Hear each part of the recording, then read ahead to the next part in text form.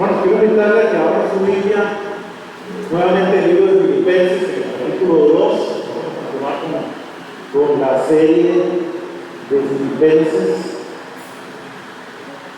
Capítulo 2, vamos a leer versículos 12 y 13. Solo dos versículos vamos a compartir en esta mañana. Filipenses 2, 12.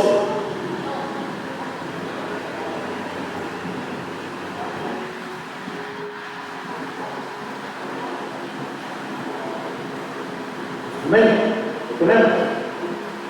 Dice así la palabra del Señor: por tanto, amados míos, como siempre habéis obedecido, no como en mi presencia solamente, sino mucho más ahora en mi ausencia, ocupaos en vuestra salvación con temor y temblor, porque Dios es el que en vosotros produce así el querer como el hacer por su buena voluntad. Padre, te damos gracias una vez más por tus muchas misericordias, por las misericordias que has derramado sobre nosotros hoy, porque son nuevas cada mañana y hoy nos deleitamos, disfrutamos de ellas, Señor. Gracias por permitirnos congregarnos en ti, en tu nombre, para tu gloria, para exaltación de tu nombre, Señor, y por permitirnos edificarnos unos a otros al congregarnos, Señor, para celebrarte a ti. Permite una vez más, Señor, te lo pedimos con toda humildad, que nuestras vidas sean expuestas a la verdad de tu palabra, que sean expuestas a la luz, a esa palabra que es poderosa, que es viva, que es eficaz, que puede transformar nuestras vidas, que puede separar, cortar como esa espada de doble filo, penetrar hasta lo más profundo de nuestro ser y discernir todo lo que hay en nosotros, porque eso te agrada y eso te glorifica. Ponemos este tiempo en tus manos, Señor, que toda la gloria sea solo para ti. Te lo pedimos en el nombre de Jesús. Hermanos, para ubicarnos un poquito con el contexto de este pasaje, bueno, quiero nada más mencionar que este texto, estos dos versículos que leímos, este breve texto, es uno de los más importantes y probablemente el más importante para poder entender la santificación que Dios lleva a cabo en nosotros.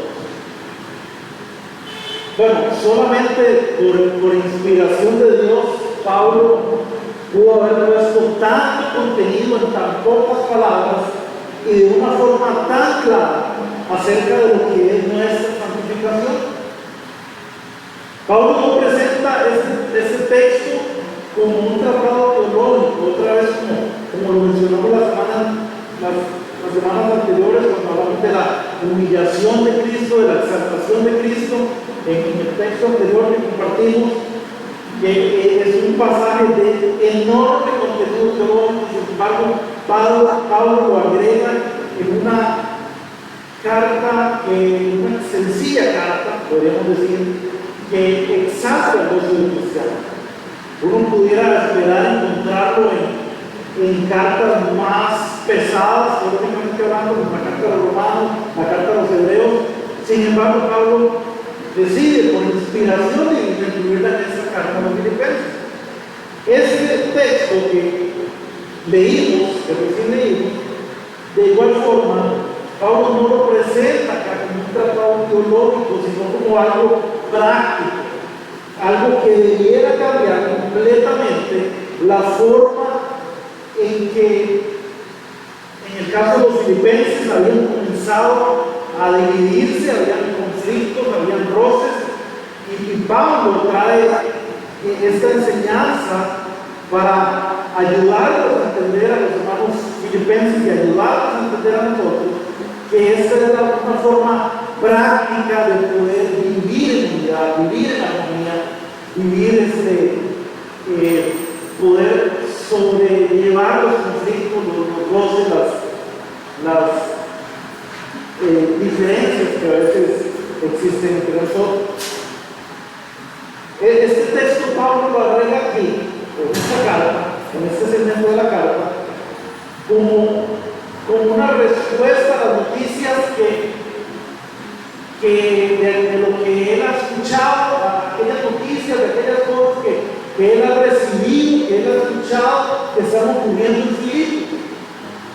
Y él lo que está haciendo acá es traer como el antídoto para la problemática que se estaba dando ahí, para esos conflictos que se estaban presentando. Recordemos que en el capítulo anterior, en el capítulo 1, en el versículo 27, Pablo nos dice: solamente compórtese de una manera digna del Evangelio de Cristo.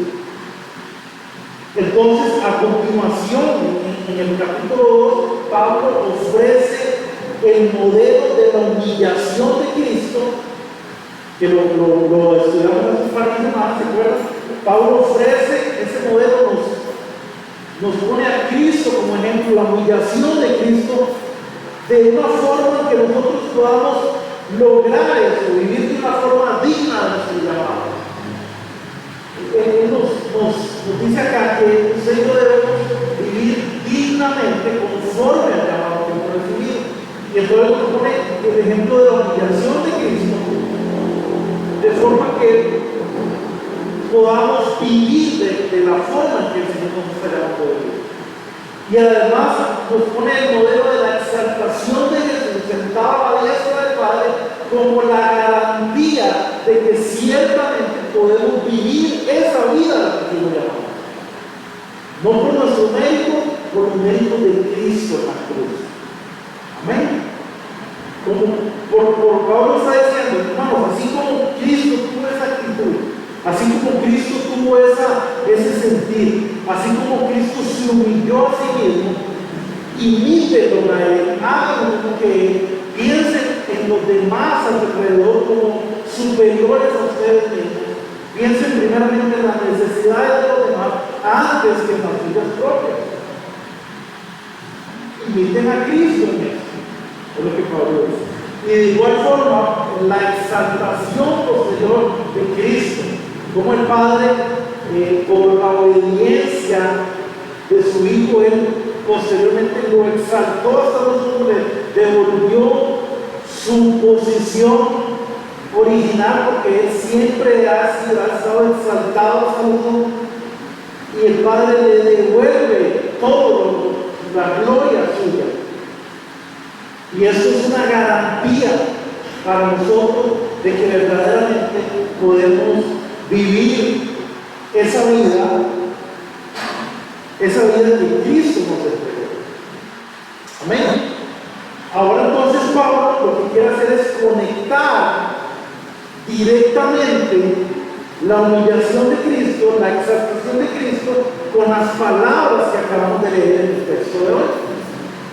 Vean la frase ahí, la frase que conecta. Pablo dice: por tanto, en verso 2, de tal forma, en base a esto que les he hablado, en base a la humillación de Cristo, a la exaltación de Cristo, por lo tanto, dice Pablo, amados míos, como siempre habéis decir, no como en presencia solamente, sino mucho más ahora en ausencia, ocupaos de vuestra salvación con temor y temblor. Lo que Pablo está diciendo acá, primeramente Pablo les recuerda a los hermanos filipenses que ellos son sumamente especiales para él. Recordemos que esta carta Pablo la escribe aproximadamente unos 10 años después de que él había estado con los hermanos ahí, que habían fundado la iglesia de Filipo. Pasa un tiempo, Pablo, en su trabajo misionero, en el crecimiento de la obra del Señor, pues él visita otros lugares, y aproximadamente 10 años después, estando preso en Roma, Pablo les escribe esa carta a la iglesia de Filipo. Y Pablo inicia diciendo: por lo tanto, por eso que les he venido dando siguiendo el ejemplo de Cristo, cómo Él se humilló a sí mismo, cómo el Padre posteriormente lo exaltó hasta lo sumo. Por lo tanto, le dice amados, le recuerda que son sumamente especiales para Él. Aquí Pablo nuevamente muestra ese corazón pastoral, ese amor que Él siempre tenía por los hermanos, por esos hermanos en Filipos. Y vean que no solamente les dice amados míos, como para demostrar aún más esa cercanía, ese amor que Él tenía por ellos. Recordemos que esta iglesia era una iglesia especial para Pablo. Era una iglesia que, pues, había algunos roces ahí, había un conflicto, pero en general era una iglesia sana, era una iglesia madura, era una iglesia que siempre había sido obediente a las enseñanzas de Pablo, que en realidad no eran de Pablo, era el Evangelio de Cristo que Pablo les había enseñado a ellos. Y esta iglesia siempre, pues, caminó de buena forma en la dirección que Pablo les había marcado siguiendo a Cristo. Habían sido siempre obedientes, como en todo, ¿verdad? No puede ser perfecto, habían situaciones ahí de cierta contienda, cierto conflicto, ciertas diferencias, pero en general era una iglesia madura, era una iglesia sana. Y Pablo le dice, por lo tanto, amados míos, no solamente como siempre han obedecido, le dice, no como en mi presencia solamente. O sea, Pablo les está elogiando, si pudiéramos decirlo de esa forma, porque ellos siempre se habían mantenido obedientes al Evangelio del Señor.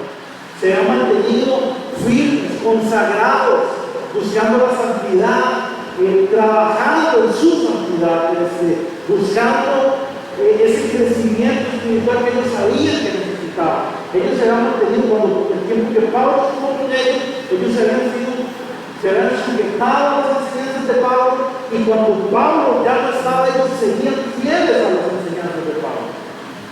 Que como les mencioné hace un momento, en realidad las enseñanzas no eran de Pablo, eran las enseñanzas de Dios, a través de su siervo, el apóstol Pablo. Pero Pablo les recalca esa obediencia, esa madurez que ellos siempre habían tenido, estando él presente o no estando presente. Y les dice, no solo cuando he estado, sino mucho más ahora en mi ausencia. Y les dice, ocupados de vuestra salvación con temor y temblor. Yo voy a hacer algo que es antihermenéutico, que es algo que normalmente no se debe hacer, pero lo voy a hacer intencionalmente voy a dar una ilustración antes de explicar el texto. Normalmente es al revés, ¿verdad? Pero lo que quisiera con esto es que cuando vayamos comentando el texto, que más bien la ilustración nos ayude a entender de forma más clara lo que el texto nos quiere decir. Imagínense que usted no tiene un solo centavo, no tiene nada de dinero, no tiene casa, usted necesita una casa. Imagínense que yo le regalo una casa a usted. Usted no tiene, es una ilustración, pero digamos que usted no tiene ni un colón, y usted no tiene forma alguna de adquirir una casa. Yo se la regalo, yo le regalo la casa. Y yo se la regalo de forma incondicional a esa casa. Es decir, no hay absolutamente nada que usted pudo haber hecho para obtener esa casa, pero como yo se la di de forma incondicional, no hay absolutamente nada que usted pueda hacer para perder esa casa. Entonces, yo solamente se la doy incondicionalmente, y lo único que yo le pido a cambio es que esa casa que yo le regalé que usted la mantenga ordenada, limpia, que se vea hermosa la casa. ¿Está bien? Bueno, si usted me pregunta cómo hice yo o de qué forma yo pude darle esa casa, yo digo, bueno, es que yo le voy a decir la verdad. Para yo poderle regalar esa casa, usted tuve que entregar la vida de mi hijo. Pero lo único que yo le pido a es que usted mantenga esa casa limpia, ordenada y bien presentadita, bien bonita. Usted va a decir, wow, o sea, es poco, en realidad, lo que usted me está pidiendo, porque, o sea, no solo me regaló la casa, no tuve que entregar la vida de su hijo para que yo pudiera tener y disfrutar de esa casa. En realidad es muy poco. O sea, lo que yo tengo que hacer, diría usted, solo mantenerla limpia, ordenada, eso no es nada a cambio de lo que yo recibí.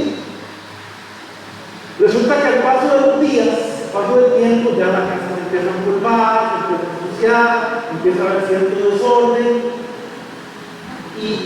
y de pronto usted tiene la intención de cumplir con la petición que yo le hice de mantener todo bonito. Pero resulta que usted tiene una enfermedad incapacitante que impide a usted poder hacerse cargo del mantenimiento necesario de la casa, del orden, de la limpieza, etc. Y además usted no tiene un solo color ni para comprar una escoba, para poder, no tiene para comprar detergentes, ni desinfectantes, ni siquiera para comprar un trapito ahí para limpiar. No tiene un solo fin.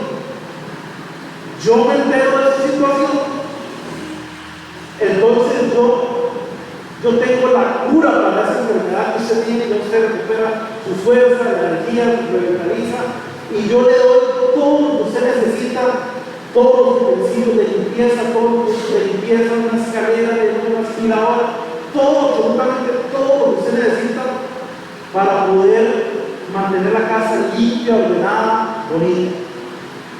Y ya usted tiene, yo ya le di un antídoto, la cura para la enfermedad que usted tenía.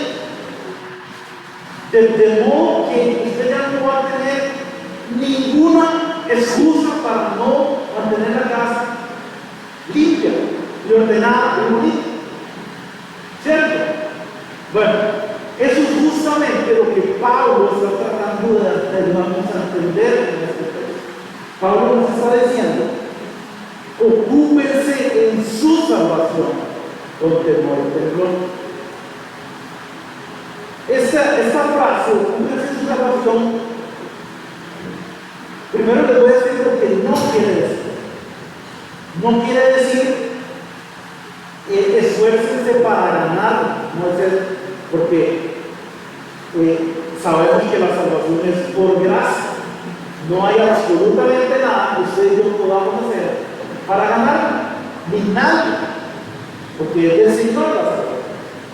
No quiere, Pablo no está diciendo ocúpense, esfuércense para ganar su salvación, no es eso.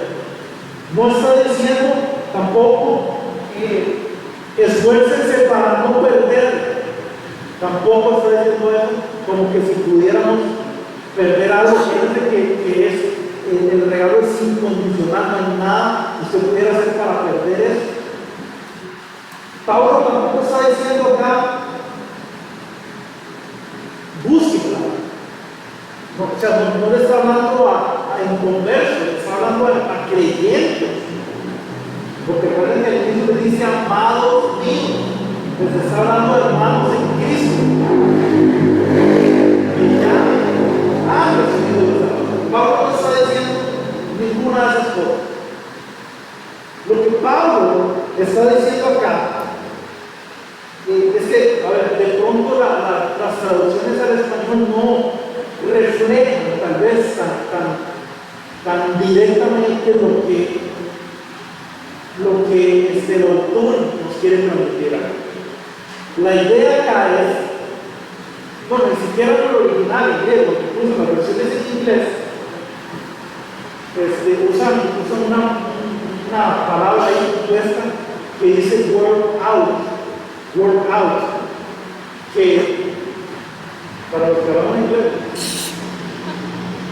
a ver, es como trabajar hacia afuera, digámoslo así, pero es digamos un poquillo complejo de traducir literalmente, pero el sentido de esto es que nadie puede hacer algo hacia afuera, nadie puede work out si alguien no ha hecho work in primero. Es decir, nadie puede externar o manifestar hacia afuera si alguien no ha puesto dentro de eso primero. No sé si se entiende la idea. Es decir, lo que Pablo está tratando de decirnos acá es ocúpese de su salvación. En realidad es esfuércense, ocúpese de mostrar externamente su salvación, de reflejar externamente esa salvación que ya internamente el Señor ha puesto en ustedes. Ya la salvación usted no nos esforzamos para ganarla, porque no depende de nosotros, ya el Señor lo hizo todo, no hay nada que usted y yo pudimos haber aportado, ni siquiera un granito de arena, yo lo he mencionado varias veces, ni siquiera un granito de arena usted y yo pudimos haber aportado a nuestra salvación, porque vean, si usted o cualquiera o yo hubiéramos aportado un granito de arena a nuestra salvación, cuando llegamos al cielo llegaríamos dando golpes por el pecho diciendo yo aporté un granito de arena a la salvación. Y el Señor es muy claro diciendo que es por gracia, por pura gracia. Es suya, no es por obra, dice en Efesios 2. No es por obra para que nadie se gloríe, para que nadie se jacte, para que nadie llegue rajando allá. Lo que Pablo está diciendo acá, ocúpense de esta salvación, es trabajen por hacerla lucir. Pablo le dice a Timoteo que se ocupe bueno, es una palabra griega que es cosmeo, de ahí sería la palabra cosmético, ¿verdad? Que es como adornar, es como un adorno, es el sentido en griego. Es decir, que usted y yo tenemos que adornar en nuestra vida lo que el Señor ha hecho en nosotros. El Señor hizo una obra, Él nos salvó, Él nos rescató, Él hizo todo, no hay nada que usted y yo tuvimos que haber hecho. Pero ahora nos corresponde ser adornarlo, trabajar como hacia afuera, mostrarlo, reflejar lo que internamente el Señor ha hecho en nosotros. Es lo que Pablo está diciendo acá. Ocúpense de su salvación con temor y temblor.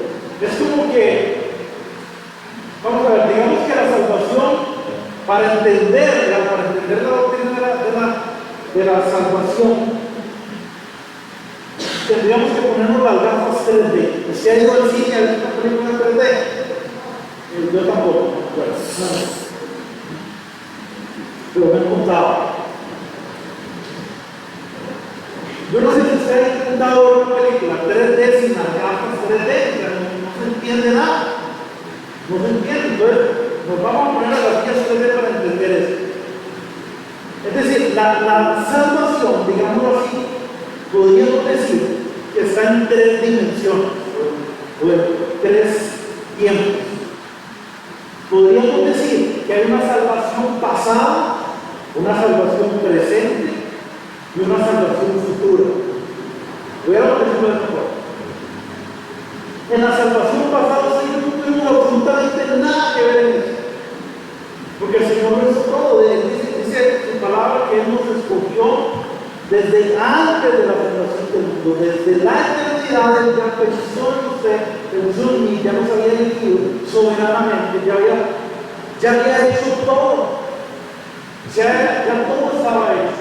Cuando Cristo se encarnó, vivió en esta tierra, fue a la cruz, ustedes ni siquiera habíamos nacido físicamente acá, no existíamos físicamente. Entonces, Cristo fue a la cruz y murió para salvarnos y ustedes no existían. De tal forma que en esa salvación pasada que ya ocurrió, usted y yo no tuvimos ninguna participación. Todo eso es el Señor, ¿cierto?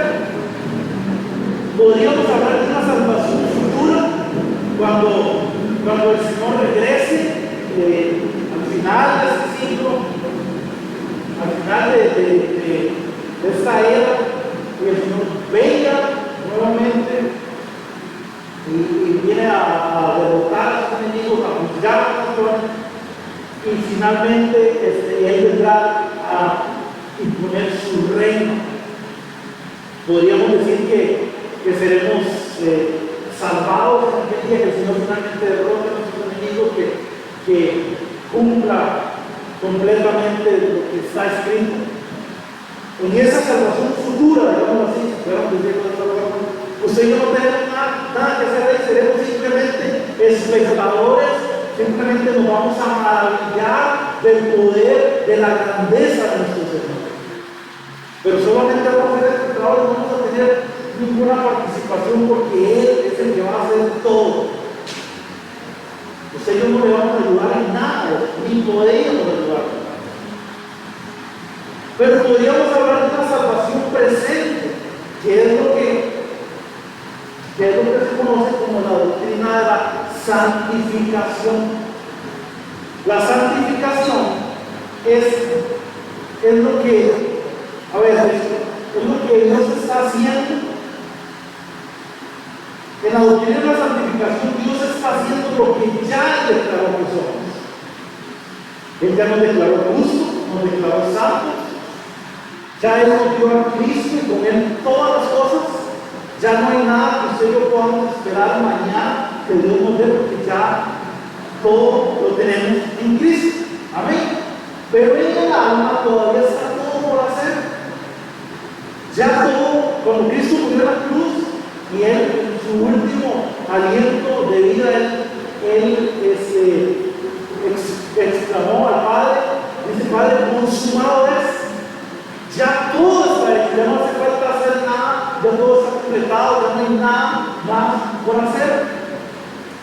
De modo que usted y yo podemos y debemos vivir en esa conciencia, en ese entendimiento de que ya todo está hecho, de que ya todo lo tenemos, de que ya no nos hace falta nada. Dios no tiene nada para darte el día de mañana, porque ya te dio Cristo y con Él todas las cosas. Ya no hay nada que usted y yo podamos esperar de parte de Dios mañana, porque ya es todo lo que nos dio su Hijo y todo en Él. Amén.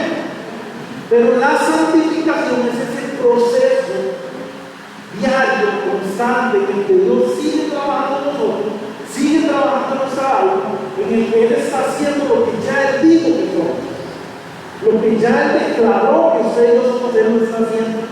Digamos que esa sería la salvación presente. Él nos está salvando de este mundo, nos está salvando de nosotros mismos. Eso es lo que está haciendo. Entonces Pablo dice acá: ocúpese en su salvación. En la salvación pasada, nosotros no tenemos nada que hacer. En la salvación futura, cuando el Señor venga en toda su majestad y en todo su poder, usted no va a tener nada que hacer ahí. Pero en la salvación presente, en este proceso de santificación, usted y yo tenemos una participación activa de eso. Es como que el Señor nos diga, como que el Señor dice, Él hace una parte, pero también nos corresponde a nosotros hacer otra parte. Entonces el Señor nos dice: venga, trabajemos juntos en tu santificación. Dios nos invita a trabajar junto con Él en este proceso. En esta parte, en la salvación presente, que es la santificación, usted y yo no somos solo espectadores. Usted y yo aquí tenemos una participación activa totalmente. A usted a mí nos corresponde, como Pablo dice, ocuparnos de esa salvación, trabajar con esa salvación, ese work out, como dicen en la versión en inglés, es externarla, expresarla, que se note, trabajar hacia afuera, que se note visiblemente, que es adornar, es ese cosmético con ese adornar nuestra vida, lo que el Señor ya ha hecho en nosotros. Y es un proceso diario. Y al igual que en la ilustración, usted usted y yo no tenemos ninguna excusa para no hacerlo, porque ya el Señor lo hizo todo, ya nos dio todo, ya nos dio todo lo que necesitamos para mantener nuestra casa limpia, ordenada, que se vea hermosa.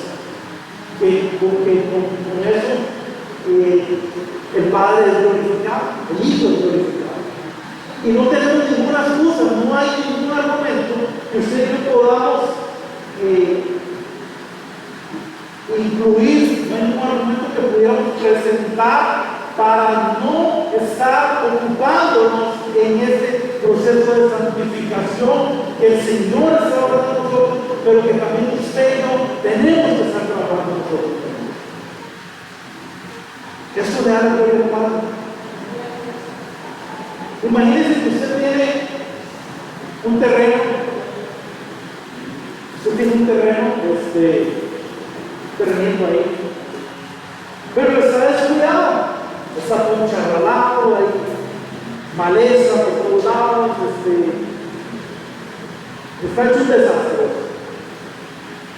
Y usted tiene un amigo jardinero, y su amigo le dice, yo le voy a ayudar con eso. Y él trabaja en ese terreno, limpia todo, se empareja todo el terrenito, arranca toda la maleza, le pone hasta una fuente bonita, le siembra plantas ahí, de flores, y aquello es una belleza, para que nadie no queda. Es un Edén, queda hermoso. Eso es lo que Cristo ha hecho en nosotros. Ese terreno en nuestro corazón estaba hecho un desastre. Y nuestro amigo jardinero, Cristo, hizo una obra hermosa en nuestro corazón. ¿Con qué intención? De modo que si alguien ve nuestro corazón, ve ese terreno y ve algo hermoso en nosotros, pueda preguntar, bueno, ¿quién hizo esto? Mi amigo jardinero. Toda la gloria es para él. Amén. Pero ahora resulta que donde está ese jardín hermoso es el mismo lugar donde antes estaba aquel charrán, donde antes estaba es el mismo lugar. Entonces, al cabo de los días, está todo lindo, bonito, pero pasan los días y empieza a salir una mala hierba. ¿Qué hace usted? Usted no, esto no pertenece, usted inmediatamente va a ir a la rama, pero usted quiere mantener todo bonito, ¿cierto? Y pasan los días y vuelve a salir en el mismo lugar la misma mala hierba. Y usted dice, la vuelvo a arrancar, y vuelve a salir la misma. Y dice, no, ahora voy a arrancarla desde la raíz para que no. Porque ese lugar donde se hace jardín hermoso es el mismo lugar, es el mismo terreno de nuestro corazón que antes estaba hecho un desastre. Y Cristo ha hecho una obra preciosa en nosotros. Pero ahora nos corresponde a usted y a mí mantener ese jardín bonito, que se vea hermoso. Y tenemos que estar atentos a nuestro corazón, alertas en el momento que salga algo que no corresponde, que salga un brote, algo sale a la luz que no corresponde a la obra que hizo Cristo. Nosotros, usted y yo, tenemos que estar atentos y arrancar de raíz. Porque si sale una mala hierba por allá, usted no tiene la arranca y se la por allá, y cuando usted se da cuenta, otra vez se ha hecho un texto terrible.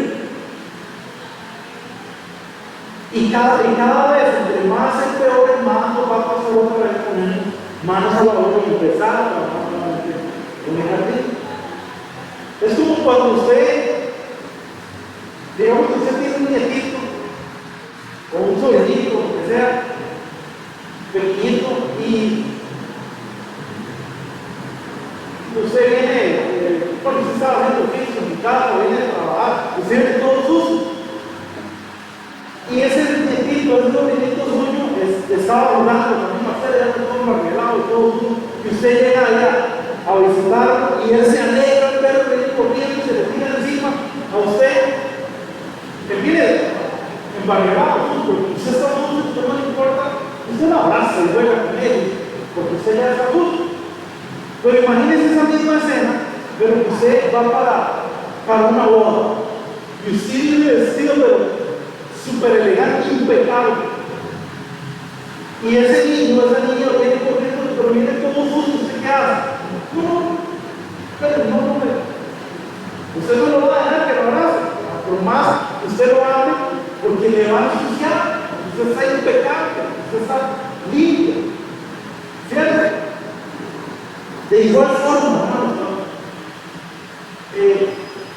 ese terreno en nuestro corazón, cuando está limpio, cuando está bien cuidadito, cuando está hermoso, usted y yo nos vamos a ocupar de mantenerlo limpio. Pero si está sucio, no nos va a importar que se ensucie más. No sé si se entiende la analogía. Cuando estamos sucios no nos importa ensuciarnos más. Pero cuando algo está limpio, está bonito, usted limpió la casa y enceró y usted no quiere que, bueno, usted quisiera que su esposo pase explotando, que todo un pie en el piso, ¿verdad? Pero si todo está sucio, usted ni ha barrido, no le importa ni siquiera que esté, no importa, ¿verdad? Porque cuando estamos limpios, hermanos, nos cuidamos. Pablo dice, ocúpense de su salud, manténganse alerta, manténganse trabajando, porque hay una parte que nos corresponde a nosotros.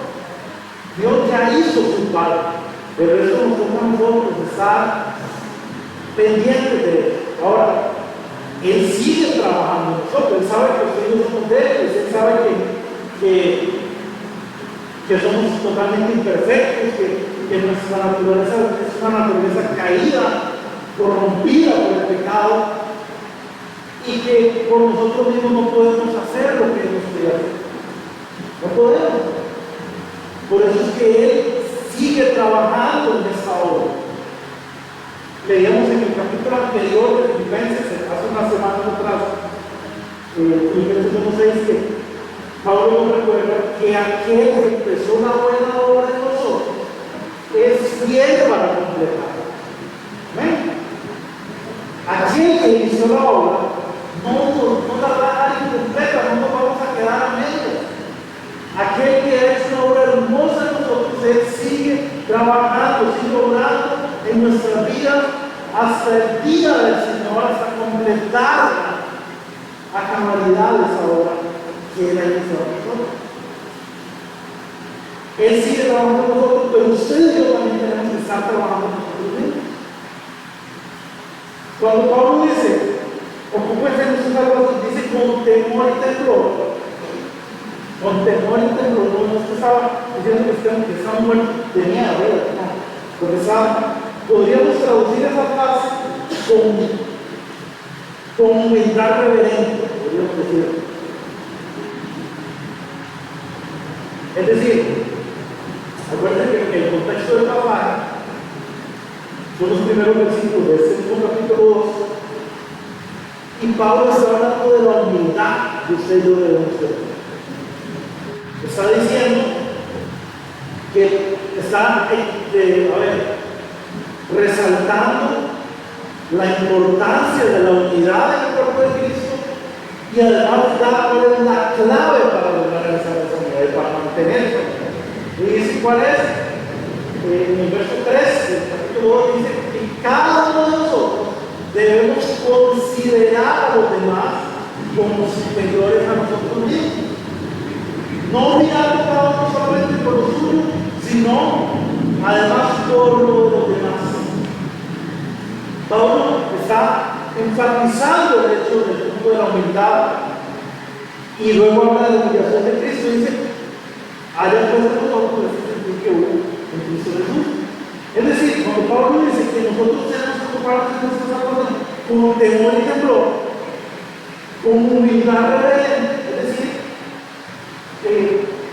con toda humildad, sin egoísmo, sin vanagloria, sin orgullo, renunciar a todo lo que somos, negarnos a nosotros mismos, pensar primeramente en los demás, trabajar humildemente en nosotros, reverentemente, reconociendo que el Señor ha hecho una obra en nosotros que es tan valiosa, que costó la vida de su Hijo,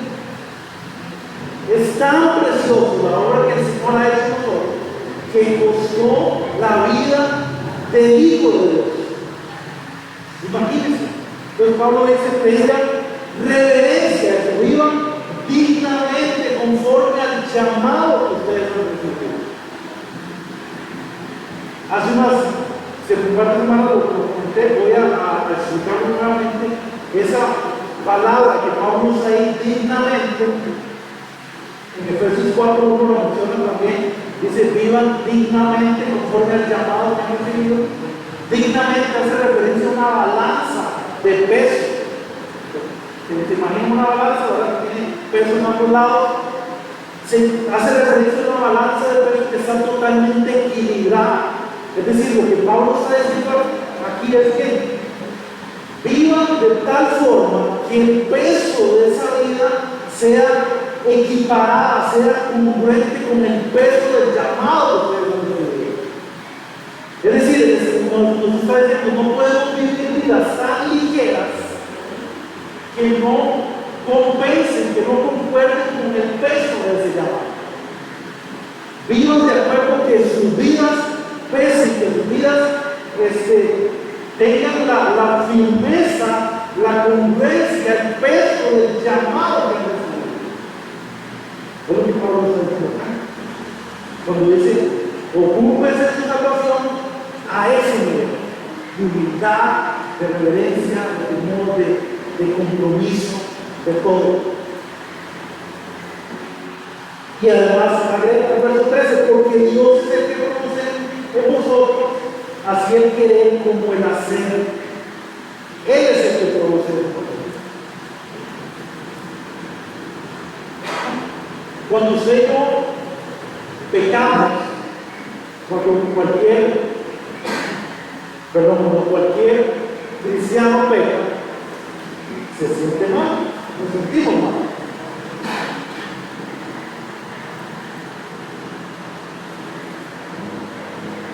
El que no tiene Cristo le da lo mismo.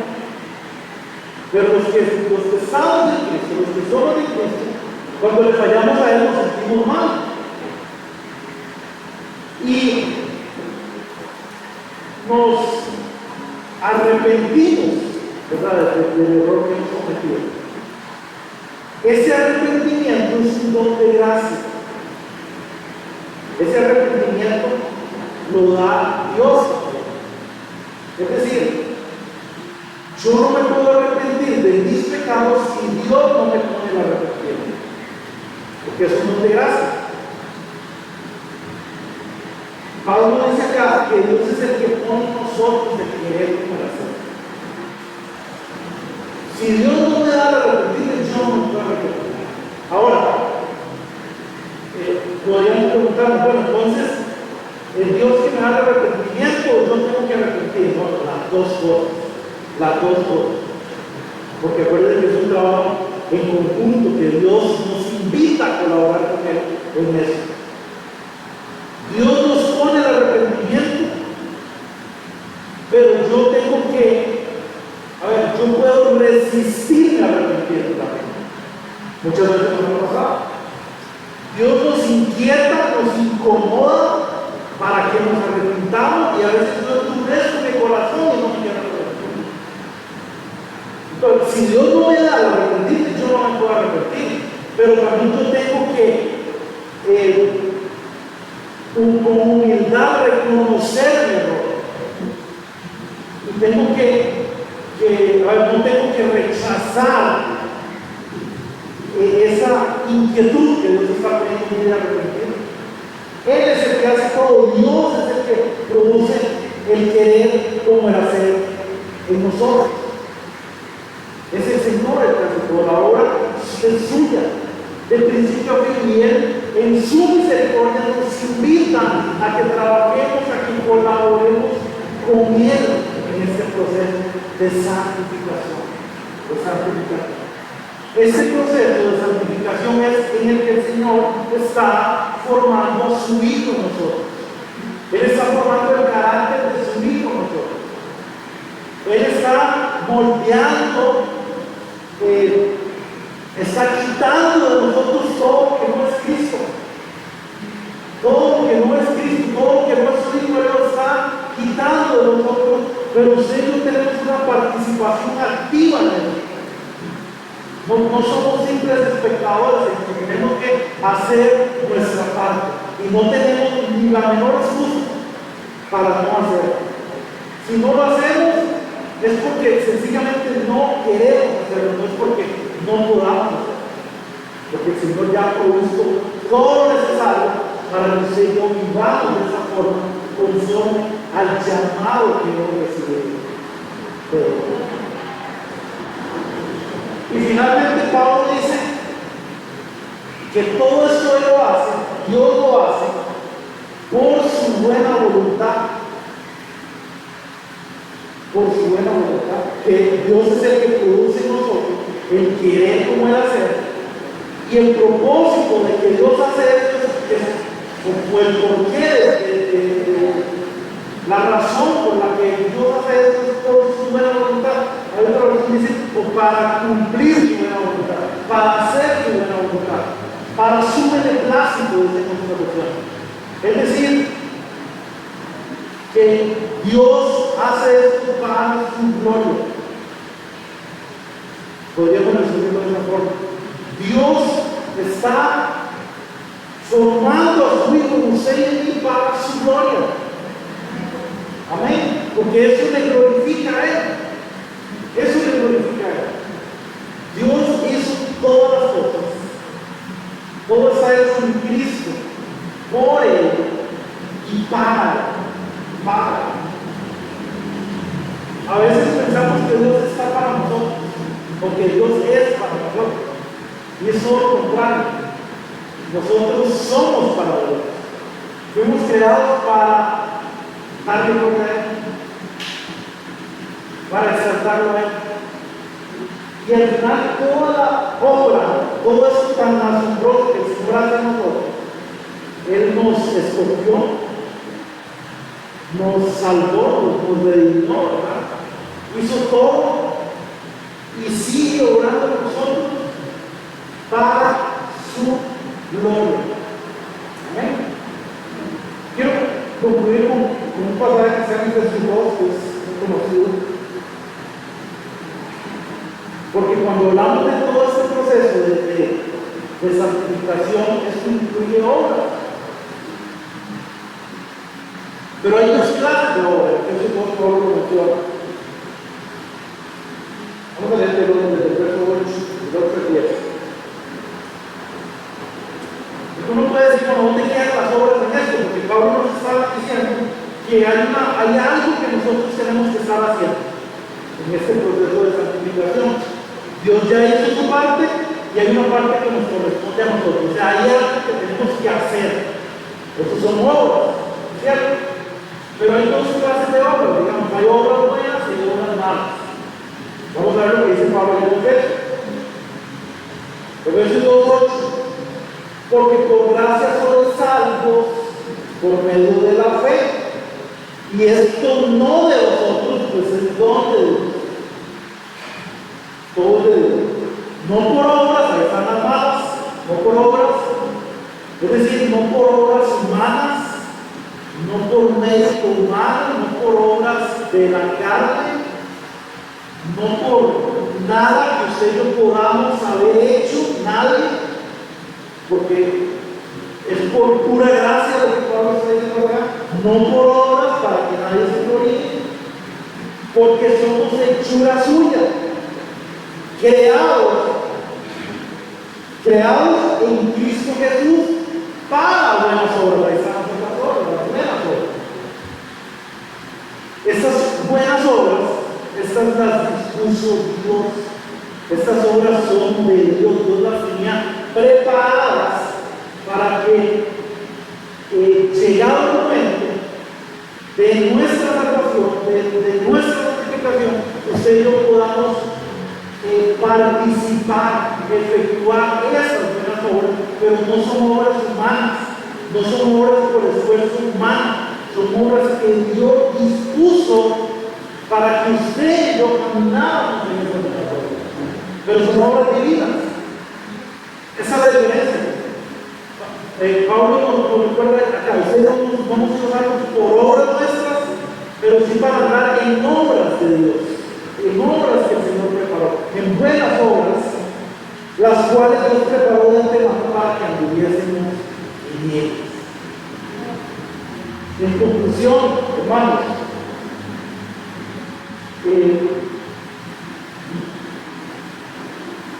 el Señor está haciendo algo hermoso en nosotros, está haciendo algo hermoso en su vida. Y Él quiere seguir obrando, y Él lo va a hacer porque Él es fiel en completar lo que ha iniciado en tu vida. Si eres de Cristo, el Señor está haciendo esa obra en ti. Si estás en Cristo, ya todo fue hecho. Ya el Señor lo hizo todo en la eternidad, pero en nuestra alma Él sigue trabajando, Él sigue obrando, Él sigue haciendo cosas. Él está haciendo lo que ya dijo que son. Está haciendo lo que ya declaró de nosotros. Pero hay una parte que activa. Hay una parte que usted y yo tenemos que estar orando. Hay una parte que usted nos corresponde hacer. No tenemos excusas para no hacerlo. No tenemos excusas. El Señor nos invita a que trabajemos con Él. Nos invita a que trabajemos juntos, a que colaboremos con Él, con la obra que Él ha hecho con nosotros. Y Él sigue moldeando, Él sigue formando a su Hijo en nosotros. Él nos invita a que activamente participemos de esa labor, porque eso le da la gloria a Él. Porque eso le da la gloria a Él. Que como hemos sido llamados, escogidos, que usted y yo vivamos dignamente, hermano, dignamente, conforme a ese llamado que hemos recibido de parte de Dios, para la gloria de Padre. Amén. ¿Qué tal si después de pie damos gracias al Señor?